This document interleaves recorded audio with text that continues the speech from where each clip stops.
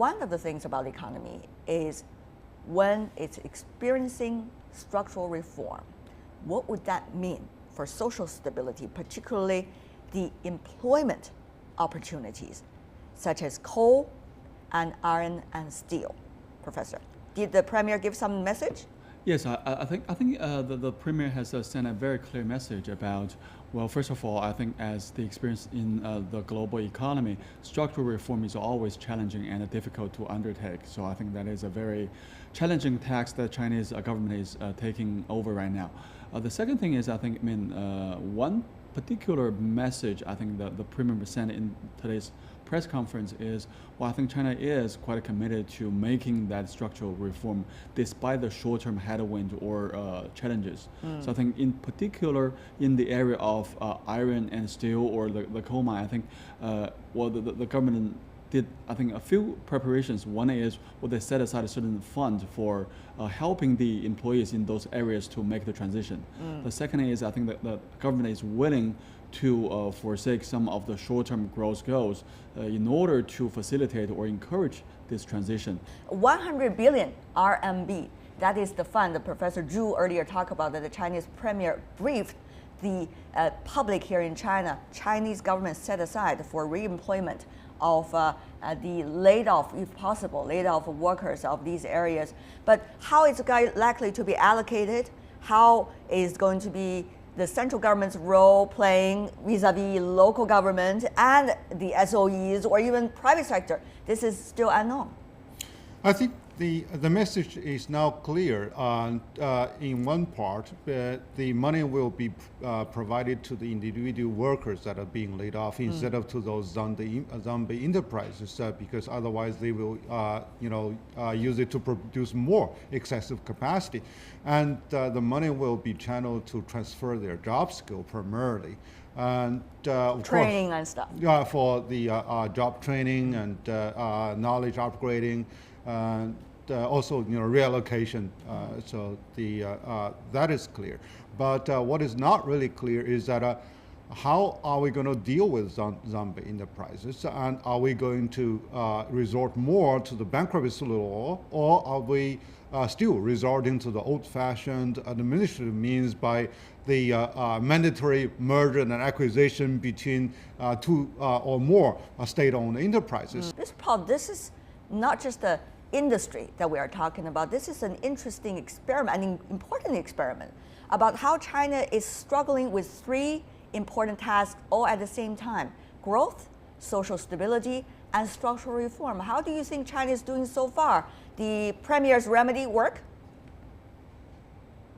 Well, we'll have to see whether it'll work, but I think it's a really positive indication for China that you have Professor Liu and Professor Zhu directly addressing the concerns that are held around the world by people who watch the Chinese economy. This is a transition that other developing economies have gone through when they reached a high state of industrialization: Japan, Korea, Taiwan, others.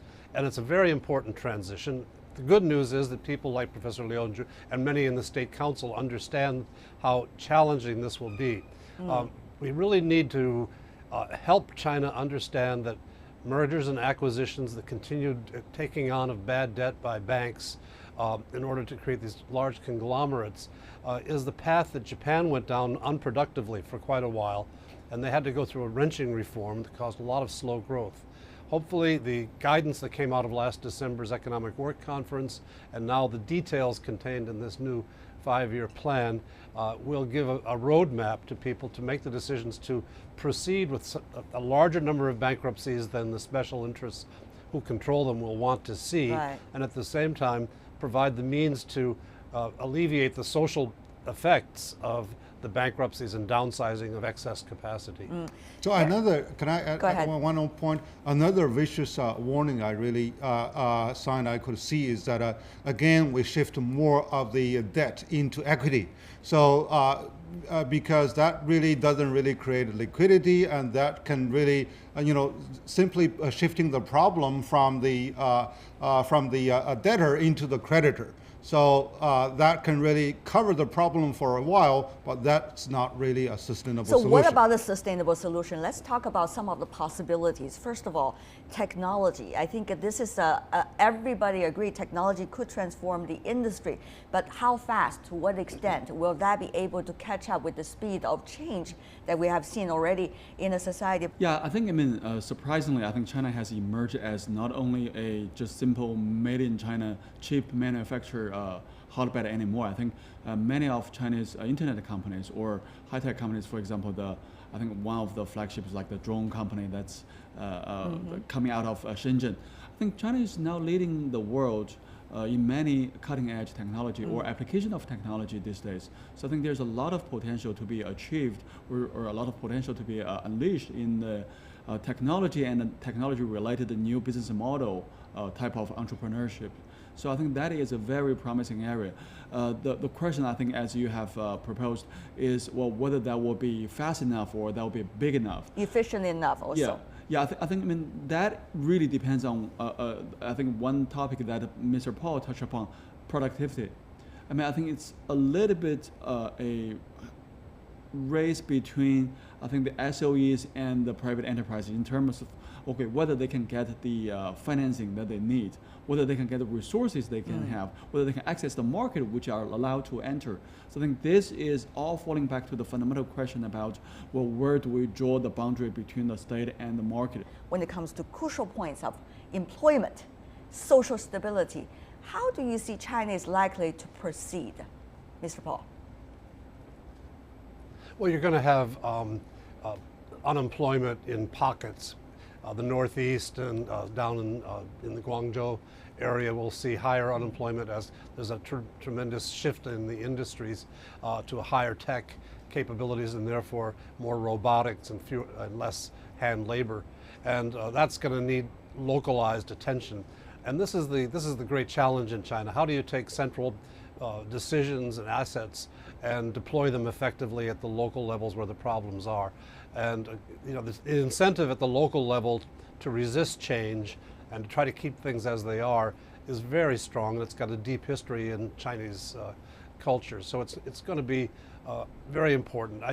One of the things I worry about was the conversation with President Xi's and the entrepreneurs is there seems to be a feeling reflected in the guidance on state-owned enterprise ownership issued last autumn that somehow merging private sector and state sector is going to produce better results, when in fact our experience has been that you want to shrink the state sector to the absolute minimum necessary because you unleash so much more productivity and gains by giving full rein to the private sector. Well, different economic, political, and of course social situations, we seem to have various different remedies toward what might be the solution.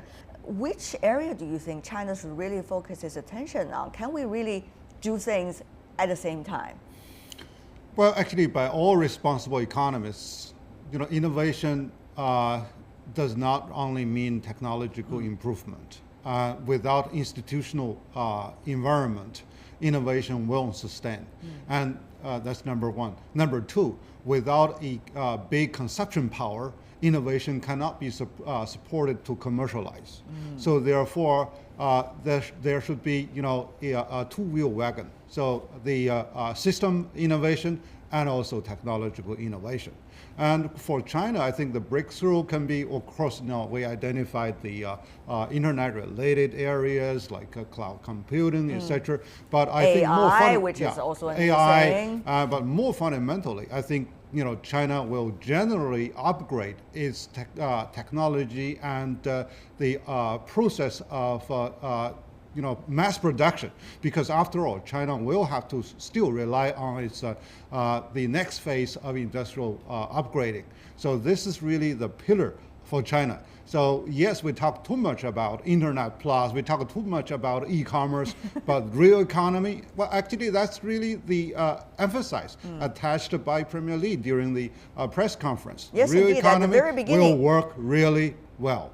Because we talk about this challenge, how to balance the market as well as the state or the government that's almost like a poem, very abstract. But when it comes to real policies, you have to write a very long prose as to how is that going to be handled. So far, do you think there's any inspiration from the Chinese side in writing the prose? Well, I think that as we get closer to the 19th Party Congress, a lot of these political calls about where to put the emphasis on reform or innovation, structural reform or innovation, on traditional industries or private sector. There are going to be political calls at the national and local levels repeatedly. And this is where the wisdom of China's leaders will be tested as they try to find how much you can do at one time and still not create disruptive elements. I would like to emphasize what Professor Zhu started to discuss, which is the very tricky element of managing the financial side of this. As of now, the Chinese financial sector, services sector, is growing dramatically. It is now a larger share of the economy in China than the financial sector was on the eve of the great financial crisis in the United States. This is a warning sign. It shows that there's a lot of accumulated debt that's being managed and rolled over. The repression of incomes for people who are savers has permitted people to lend to each other at very low rates, and that's and people go into lending because they can make some return. This has got to be brought back to size. That's a huge challenge for China's regulators. It is no secret. Mr. Liu Shu already mentioned, the new head of the CSRC, that circuit breaker didn't work.